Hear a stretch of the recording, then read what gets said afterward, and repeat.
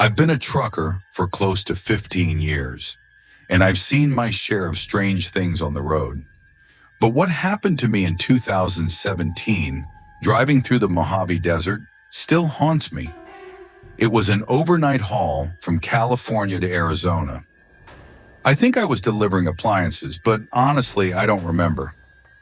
What I do remember is the darkness, thick and endless, like the world had been swallowed whole. The headlights on my semi were dim, and I'd been putting off fixing them for months. Normally, it wasn't a big deal, but that night, with no other cars on the road, the difference was glaring. I had to strain my eyes every few minutes just to make out the road ahead. I debated pulling over and waiting for sunrise, but I needed the money. So I kept driving, even though it wasn't safe. The road was a straight line cutting through the desert. How bad could it be? About an hour before sunrise, I saw something approaching fast in the distance. Worried about hitting an animal, I slammed on the brakes. My truck screeched to a stop just a foot away from a car. It was a red Ford Fusion, parked right in the middle of the road, its hazards blinking. The passenger door was wide open. Now, I'm a pretty fearless guy. I've been in my fair share of bar fights, and I don't scare easily. But this was weird. I thought maybe someone needed help, a jump start or something. So I reversed my semi, pulled over, and got out. The night was warm and eerily still. No wind, no sound, just the faint click-click of the hazards. I approached the car cautiously, my boots crunching on the gravel. The car was empty. I checked the back seat, the floor, everywhere. No one. The keys were still in the ignition, but the engine was off. My unease grew as I glanced over my shoulder, scanning the darkness. I felt like someone, or something, was watching me. Against my better judgment, I decided to investigate further. I tried opening the trunk, but it was locked. Grabbing the keys from the ignition, I unlocked it, but the trunk still wouldn't budge. It was jammed from the inside. I opened the back door and crawled into the back seat to reach the trunk. That's when I saw them. 3 squishy garbage bags and a rope tying the trunk shut.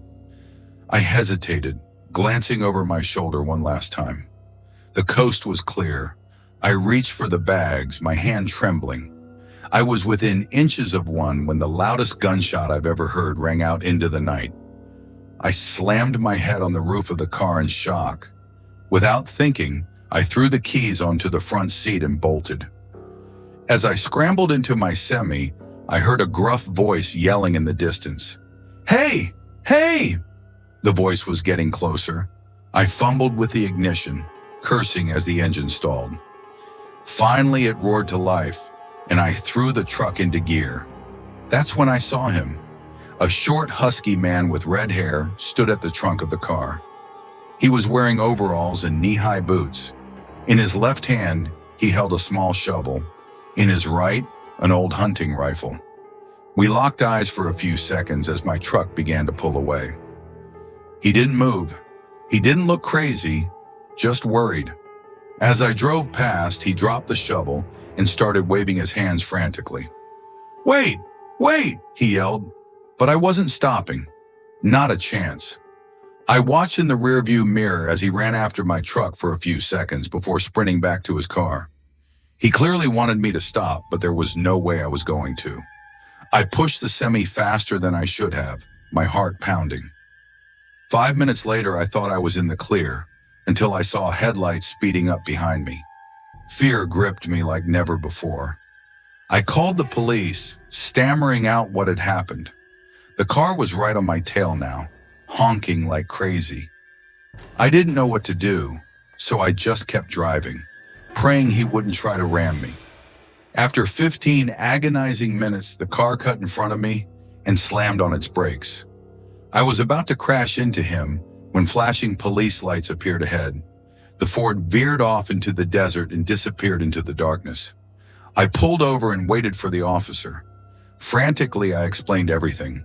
But the cop seemed more interested in taking a report than chasing the guy down. "He's getting away!" I yelled. You could still catch him. The cop told me not to worry and that they'd do a thorough search once backup arrived.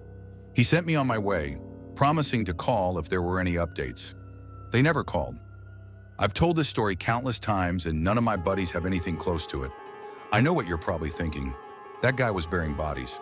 But it doesn't explain the small shovel or why he chased me. The bags in the trunk were too small for a body, though some of my buddies think he might have been dismembering something. For my own sanity, I like to think he was burying an animal, maybe putting a diseased dog out of its misery or getting rid of dangerous snakes. I really have no idea. But one thing's for sure, I've never been comfortable driving through deserts at night since that day. I'm sure you've seen those modern videos online where truckers document their daily routines, sharing tips and tricks for life on the road. Maybe you haven't, but being on the younger side in this industry, my TikTok and YouTube feeds are flooded with them. I won't get into why I ended up here, dropping out of a prestigious university for personal reasons, but people always tell me I could have been more than a trucker. Honestly, it's not a bad gig. I've been making deliveries for over 2 years now, and the only real challenge is the isolation.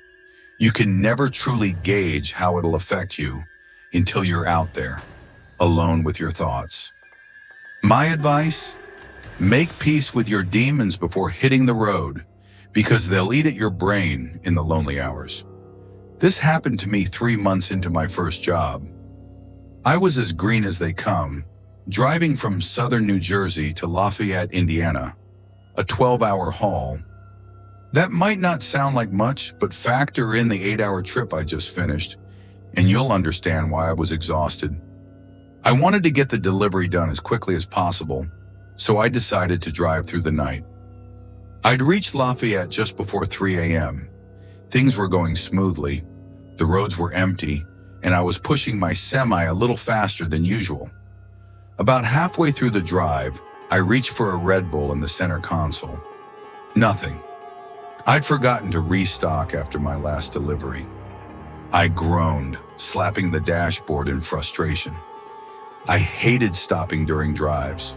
For some reason, I always felt exponentially more tired when my truck wasn't moving, even if I was only stopped for 20 seconds. But I didn't have a choice. Fall asleep at the wheel or stop for caffeine. Reluctantly, I pulled into the first service stop I saw. Too late, I realized it wasn't a service stop. It was an abandoned gas station with a repurposed convenience store. The place looked like it hadn't been touched in years. There was another quick stop store not far up the road, so I figured I'd try there instead. Still, something about this place made me uneasy. I parked the semi and walked over to the convenience store. Honestly, I expected one of two things. Either the place would be open or the door would be locked. What I didn't expect was for the door to swing open into a pitch-black store. I hesitated, peering inside. The air smelled stale, like old cardboard and dust. My eyes adjusted to the darkness, and I noticed a faint glow coming from the back of the store. Curiosity got the better of me, and I stepped inside. The glow turned out to be coming from a back room. I opened the door slowly, half expecting someone, or something, to jump out at me. Instead, I found a refrigerator plugged into the wall. Eagerly, I opened the door, hoping for a cold drink, but the shelves were empty. Not just empty, gutted. Someone had removed them entirely. As I shut the door, I heard a clatter from the main room. Something had hit the floor. I froze, my heart pounding. Had I imagined it? Quietly, I walked back into the main room and looked around. Nothing. Part of me wanted to investigate further, but I didn't have time for this. I needed to get back on the road. I jogged to the other store, which was thankfully open. I paid for my drink and hurried back to the truck. Something about the whole stop felt wrong. I needed to get out of there. As I started the engine, I glanced back at the abandoned store. The door was open. I was 100% sure I'd shut it behind me. I merged back onto the highway, the caffeine kicking in and snapping me out of my tired haze. My mind wandered back to the store. A squatter in an abandoned building wasn't the strangest thing in the world, but that refrigerator, I couldn't explain it. That's when I noticed something moving in the curtain behind me. Sweat dripped down my forehead as I watched the curtain billow in the rearview mirror. I didn't have the air on. My mind raced. There was someone in my truck. I didn't have any weapons, so I discreetly punched in the nearest police station on my phone. The next 20 minutes were the most tense of my life. I kept imagining someone reaching out to grab me or trying to crash the truck. Finally, I reached the police station. I stopped the semi as close as I could get and ran inside.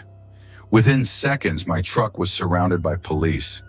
I opened the back, and what I saw will stay with me for life. 3 people, 2 men and 1 woman, were huddled in the back. They were dressed in rags, wrapped in filthy blankets. One of the men was armed with 2 switchblades. They refused to talk, just stared at me with hollow, menacing eyes as they were cuffed. I have no idea what they wanted. I don't think I'll ever know. My name's Kevin, and I've been a trucker for the better part of 15 years. At this point, the job's routine.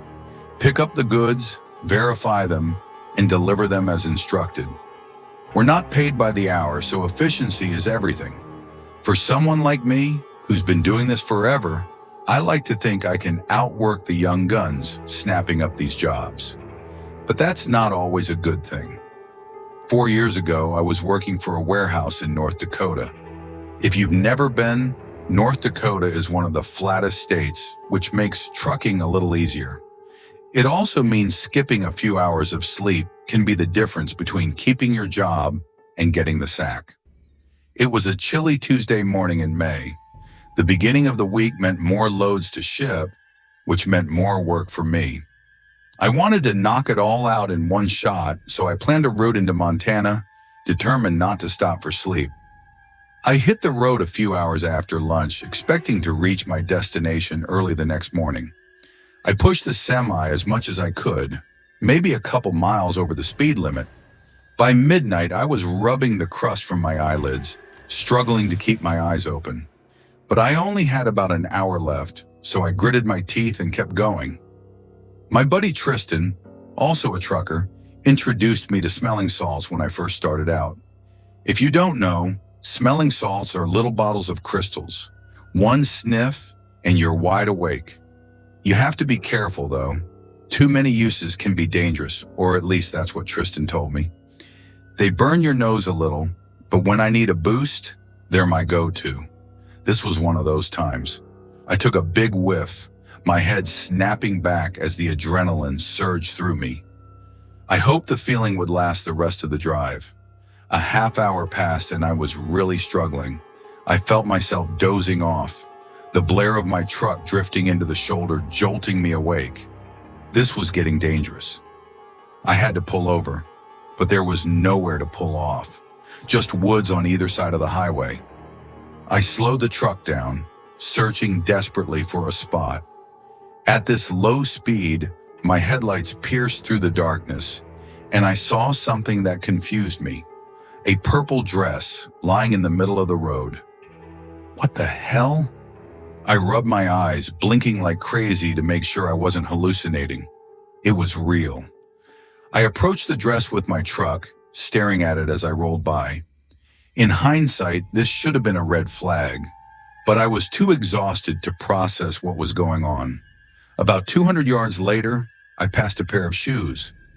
Now I was starting to freak out. What the hell was going on? I passed the shoes, praying to God there'd be a place to pull off soon. My old man David was a super religious guy, so I clutched his old cross and hoped he'd come through for me. A little further up the road, I saw more clothing scattered across the asphalt. Some of it looked like kids' clothes. This time I stopped the truck. Panic set in. Something was very, very wrong. I sat in the driver's seat, the truck idling, waiting for something to happen. But nothing did. Against my better judgment, I stepped out of the truck and went to inspect the clothing. The chilly morning air pierced my skin, sharp and biting, which helped shake off some of the exhaustion. I approached the pile cautiously. It was kids' clothing, both boys' and girls' pieces. I looked around, scanning the woods, but the darkness swallowed everything. My head was on a swivel, worried this was some kind of trap. I decided it wasn't my business to figure out what was going on. I turned to head back to the truck. That's when I heard it, a crunch from the left. I whipped around, trying to see what was there. Nothing. 30 seconds later, another crunch, this time from the opposite side of the road. My survival instincts kicked in. I sprinted back to the truck, jumping into the front seat. Just before I slammed the door, I heard it, a child's scream. I froze, my heart bursting out of my chest. I was caught in a crossroads. I wasn't about to fight some random people in pitch-black woods, but I couldn't just abandon helpless kids. Before I could decide, another scream rang out, almost identical to the first. Without thinking, I turned the truck on and aimed its nose toward the spot in the woods where I'd heard the noise. My headlights lit up about 30 yards into the woods. There were 3 or 4 people. One of them was holding a massive speaker. They ducked behind trees as my truck lit them up, but I saw enough. They were trying to lure me into the woods with fake screams. I was in shock, just sitting there, staring at the trees they'd hidden behind. I reached for my phone to call the police, but before I could finish dialing, I heard a thump from the body of the truck. Someone had thrown something from the other direction. I was done. I turned back to the road and slammed on the gas. As I sped off, I saw a figure on the other side of the road. He shouted something I couldn't understand before launching something at the truck. It cracked the glass of my passenger side window. I drove the final hour in silence, too scared to process what had just happened. There was no way in hell I was stopping to sleep in those woods. I completed my delivery and then knocked out. I must have slept for 10 hours straight. When I woke up, the first thing I did was call the police. They told me they'd investigate the woods and give me updates. To this day, I still have no idea what those people were trying to do. I don't know why they didn't just rush me when they had the chance, or what they were planning if I'd run into the woods after those screams. In all my years of trucking, nothing has ever come close to being as strange or downright terrifying as that night.